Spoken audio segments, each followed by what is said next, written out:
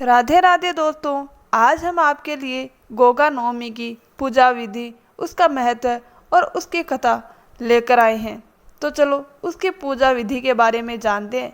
गोगा नवमी भाद्रपद मास के शुक्ल पक्ष की नवमी को मनाई जाती है। इस दिन गोगा जी के स्थान पर ध्वजा और खीर चढ़ाई जाती है।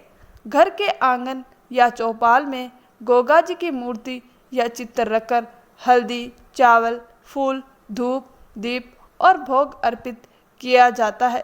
विशेष रूप से गोगा जी का भजन, चौकियाँ गाई जाती है। गोगा नवमी का पर्व खासकर उत्तर भारत, खास तौर से राजस्थान, हरियाणा, पंजाब और उत्तर प्रदेश के कई हिस्सों में बड़े श्रद्धा और आस्था के साथ मनाया जाता है। इस दिन लोक देवता गोगा जी, जिन्हें गोगावीर, जाहरवीर, गोगा चौहान भी कहा जाता है, की पूजा होती है।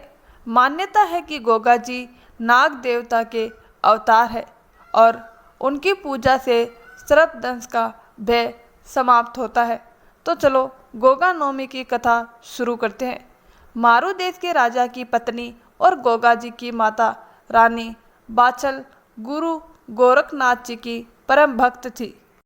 कथा के अनुसार एक दिन बाबा गोरखनाथ जी अपने शिष्यों के साथ रानी बाछल के राज्य में पधारे। जब रानी को यह पता चला कि बाबा गोरखनाथ जी उनके राज्य में आए हैं तो वे अत्यंत प्रसन्न हुई। बाबा गोरखनाथ जी ने अपने एक शिष्य को नगर में परिक्रमा करने का आदेश दिया। गुरु का आदेश पाकर वह शिष्य नगर में भिक्षा मांगते हुए राजमहल तक पहुंचा। रानी ने उसे बहुत सारा धन भिक्षा के रूप में देना चाहा, लेकिन शिष्य ने उसे लेने से मना कर दिया और केवल थोड़ा सा अनाज मांगा। रानी ने अहंकारवश कहा, हमारे राजमहल के गोदाम अनाज से भरे पड़े हैं, तुम इसे कैसे ले जाओगे? तब शिष्य ने अपना छोटा सा भिक्षा पात्र आगे बढ़ा दिया।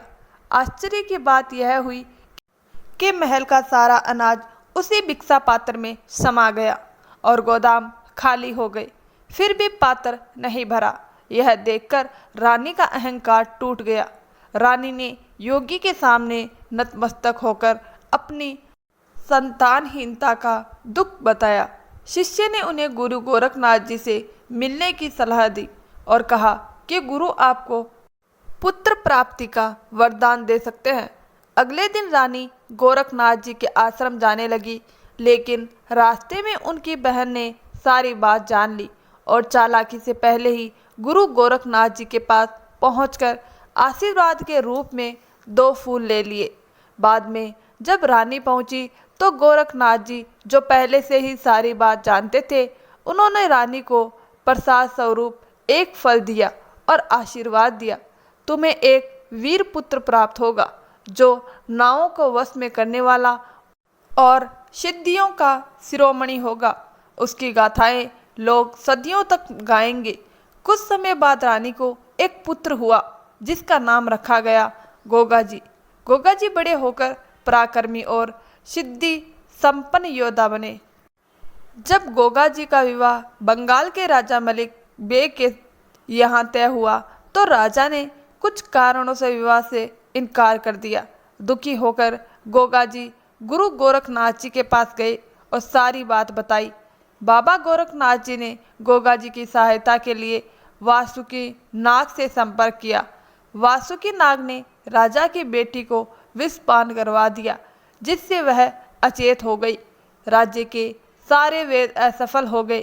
तब वासुकी नाग ने राजा से कहा, यदि गोगा जी यह विशेष मंत्र जाप करे तो विष का प्रभाव समाप्त हो जाएगा। राजा ने यह शर्त मान ली। गोगा जी ने मंत्र का जाप किया और राजकुमारी को जीवन दान मिला। अपने वचन के अनुसार राजा ने अपनी बेटी का विवाह गोगा जी से कर दिया। दोस्तों, यह थी गोगा नवमी से जुड़ी एक प्रसिद्ध कथा। अगर आपको यह कहानी अच्छी लगी हो तो इसे अपने दोस्तों और रिश्तेदारों के साथ साझा करें और भक्ति से जुड़े प्रसंग सुनते रहे। और हमारे चैनल से जुड़े रहने के लिए हमारे चैनल को सब्सक्राइब जरूर कर ले और वीडियो को लाइक जरूर करें। धन्यवाद दोस्तों।